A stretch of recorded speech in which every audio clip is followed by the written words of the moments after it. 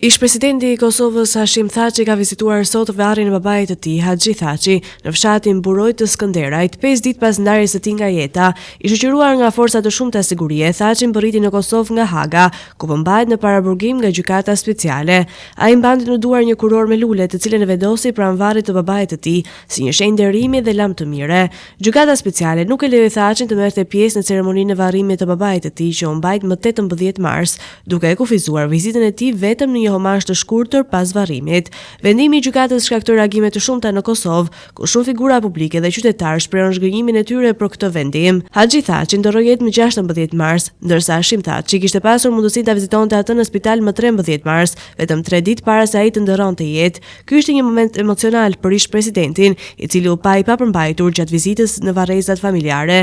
Ndërkohë, mbetet e paqartë nëse Thaçi do të lejohet të qëndrojë më gjatë në Kosovë apo do të rikthehet menjëherë në paraburgim në Hag. Sipas burimeve pranë avokatëve të tij, kërkesa për një leje të zgjatur nuk është pranuar dhe vizita e sotme ka qenë e kufizuar vetëm për homazhe private.